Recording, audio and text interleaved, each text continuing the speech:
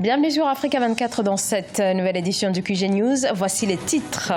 Charles Blé Goudé, élu à la tête du Congrès panafricain pour la justice et l'égalité des peuples, décision actée à quelques mois de l'élection présidentielle. C'était à l'issue du premier congrès du parti tenu à Abidjan en Côte d'Ivoire. Au Togo, les autorités décidaient à remettre de l'ordre sur les routes dans le pays et à compter du 20 septembre, ces contrôles renforcés à l'égard des motocyclistes qui doivent désormais disposer obligatoirement du permis A. Et mobilisation pour la protection des animaux en voie d'extinction au Nigeria. Les vétérinaires luttent aussi aux côtés des associations pour les soins médicaux et la sauvegarde des espèces menacées. Le COJEP a tenu ses 17 et 18 août son premier congrès durant ces 2 jours. L'ex-leader des jeunes patriotes de Côte d'Ivoire, Charles Blé Goudé, s'est adressé à ses partisans par vidéoconférence depuis La Haye, où il est toujours astreint à résidence malgré son acquittement à quelques mois de l'élection présidentielle ivoirienne, bien qu'il indique que toute décision interviendra en 2020. L'ancien ministre de Laurent Gbagbo a livré son rêve et ses ambitions aux militants du parti. Reportage entre correspondants. Olivier Diakotan. Le fondateur du Congrès panafricain pour la justice et l'égalité des peuples, l'ex-ministre de Laurent Gbagbo, Charles Blé Goudé, s'est adressé aux militants de son parti lors de la double cérémonie marquant le 18e anniversaire et le premier congrès ordinaire du parti. Une intervention par vidéoconférence depuis La Haye qui sonne comme un discours-programme pour la conquête du pouvoir. C'est la pauvreté, c'est le chômage des jeunes. C'est notre école qui se meurt. C'est les produits agricoles de nos parents qui sont sous-payés. Voilà notre ennemi. Notre ennemi qui crée le désespoir. Réconciliation nationale, réforme de la commission électorale indépendante, retour de l'ancien président Laurent Gbagbo et de lui-même Blé Goudé, l'unité de l'opposition ivoirienne sont entre autres les sujets sociopolitiques abordés par le leader du COJEP. Nos aînés n'ont pas le droit de nous léguer la guerre. Je lance un appel au gouvernement ivoirien. Créons les conditions d'une élection qui ne puisse plus créer encore des conflits. Rien n'est géré, rien n'est bouclé. Tout est dynamique.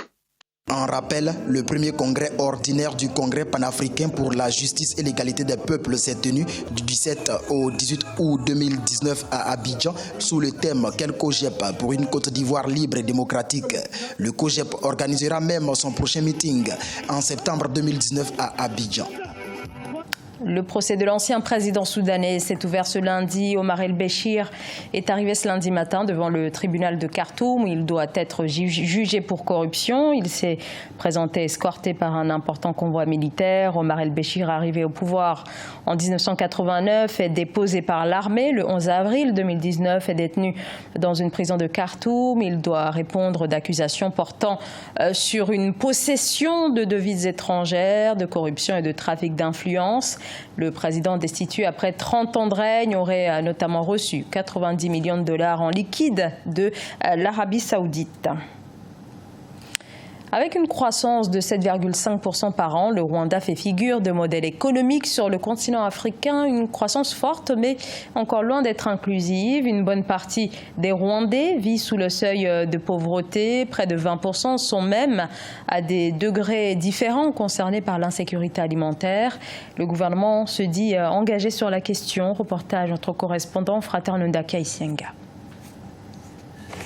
C'est un prêt qui vient au bon moment selon les autorités rwandaises. 10 milliards de yens, soit 86 milliards de francs rwandais qui vont être injectés dans le budget national pour soutenir le programme de lutte contre la malnutrition. La meilleure méthode et la plus efficace selon les autorités, la transformation agricole. Nous avons lancé le programme de transformation agricole afin d'améliorer la nutrition il y a quelques années. Beaucoup d'institutions gouvernementales sont entièrement dédiées à cela et nous remercions nos partenaires de s'associer avec nous dans cette lutte et de nous faire confiance. Avec ce prêt, un accent particulier sera mis dans la lutte contre les retards de croissance chez les enfants. La somme est en prêt concessionnel sur une période de 40 ans et un délai de grâce sur 10 ans à un taux d'intérêt de 0,01%. Dans un pays où 37% des enfants de moins de 5 ans connaissent des retards de croissance, il faut tout faire pour réduire ce nombre qui ne fait pas la fierté du pays des 1000 collines, selon les responsables. Même si on parle de la lutte contre les retards de croissance chez les enfants, nous, en tant que ministère, nous regardons une plus grande image. En général, les Rwandais ne sont pas encore au niveau satisfaisant de sécurité alimentaire. Donc, ce que nous allons faire de ce prêt va nous aider en tant que pays de relever notre niveau. À un niveau plus décentralisé, le programme comblera des lacunes en nutriments alimentaires dans chaque district du pays et des cultures nutritives appropriées seront identifiées et encouragées pour la production. Selon le ministère de l'Agriculture, il sera également question de renforcer ces méthodes d'irrigation pour assurer une meilleure production agricole. Tolérance zéro vis-à-vis des motocyclistes qui ne seraient pas en règle à partir du 20 septembre. Au Togo, pays qui enregistre depuis des années une série d'accidents graves sur les routes, notamment liés aux motos, les conducteurs de 2 roues ont désormais l'obligation d'avoir le permis A. C'est un reportage de notre correspondante Aimé Fakoufi. Depuis l'annonce du permis de conduire obligatoire pour les motocyclistes qui entrera en vigueur dès le 20 septembre, c'est l'inquiétude du côté des conducteurs de moto. L'obligation d'avoir son permis de conduire est contenue dans la loi portant code de la route votée en juin 2013. Le code pour le permis A, comme nous sommes toujours à moto, nous n'avons pas ce permis, donc nous avons jugé bon de nous conformer à la loi, donc ce qui nous a motivés à venir faire la formation. 3178 accidents de circulation, dont 354 pertes en vie humaine, ont été recensés au premier semestre 2019. À la direction des transports routiers et ferroviaires, une formation gratuite au code de la route à l'intention des conducteurs des engins à 2 roues est lancée depuis 2017.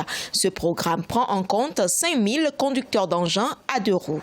Pratiquement à chaque examen, il y a au moins 2500 candidats qui viennent s'inscrire pour passer les permis de conduire. 2% et même des fois 0,5% seulement qui sont des candidats pour le permis de conduire catégorie A. À ce jour, 2500 conducteurs d'engins à 2 roues ont bénéficié de cette formation gratuite au code de la route.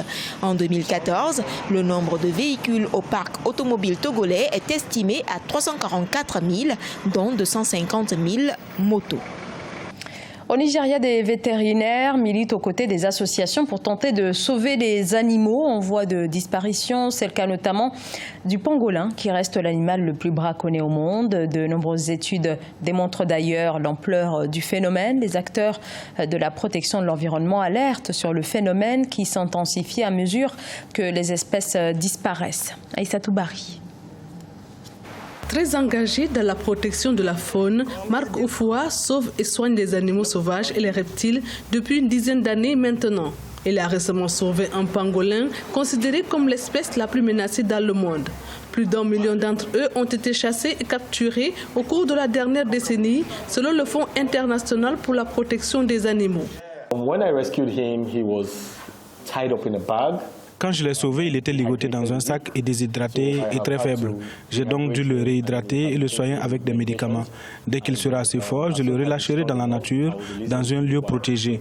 C'est une espèce en voie de disparition et nous devons faire le maximum que nous pouvons pour les protéger.